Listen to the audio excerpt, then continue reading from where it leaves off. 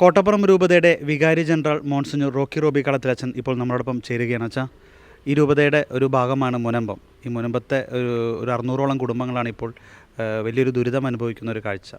ഈ ഒരു വിഷയത്തിൽ കോട്ടപ്പുറം രൂപതയുടെ വികാരി ജനറൽ എന്ന നിലയിൽ അച്ഛന് പറയാനുള്ളത്.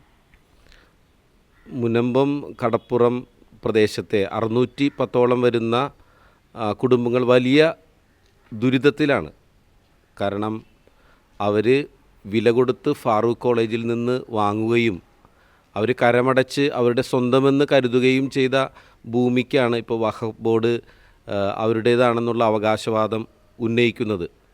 തീർച്ചയായിട്ടും ഇതൊരു മനുഷ്യാവകാശ പ്രശ്നമാണ്.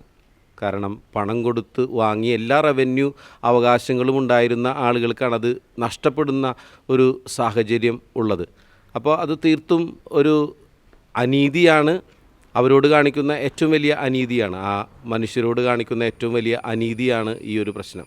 അതുകൊണ്ട് തന്നെ കോട്ടപ്പുറം രൂപതയുടെ പരിധിയിൽ അല്ലെങ്കിൽ കോട്ടപ്പുറം രൂപതയുടെ ഭാഗമാണ് കടപ്പുറം വേളാങ്കണ്ണി മാതാ പള്ളിയും അവിടുത്തെ ഈ ജനങ്ങളും. തീർച്ചയായും ഏറ്റവും കൂടുതൽ കോട്ടപ്പുറം രൂപതയിൽപ്പെടുന്ന കുടുംബങ്ങളാണ്. അതുപോലെ തന്നെ ഹിന്ദുക്കളായ കുടുംബങ്ങളും അതിലുണ്ട്. അപ്പോൾ കോട്ടപ്പുറം രൂപതയുടെ നിലപാടെന്ന് പറഞ്ഞാൽ ഇവർക്ക് നീതി കിട്ടുന്നതിന് വേണ്ടി കോട്ടപ്പുറം രൂപത അതിൻ്റെ അവസാനം വരെ അവരോട് കൂടെ നിൽക്കും എന്നുള്ളത് തന്നെയാണ്. നാളെ ഇതോട് അനുബന്ധിച്ചൊരു ശ്രദ്ധ ക്ഷണിക്കൽ യോഗം എറണാകുളത്ത് നടത്തുന്നുണ്ട്. അഭിമന്യ പിതാവിൻ്റെ സർക്കുലർ കഴിഞ്ഞ ഞായറാഴ്ചയിൽ എല്ലാ പള്ളികളിലും വായിക്കുകയുണ്ടായി.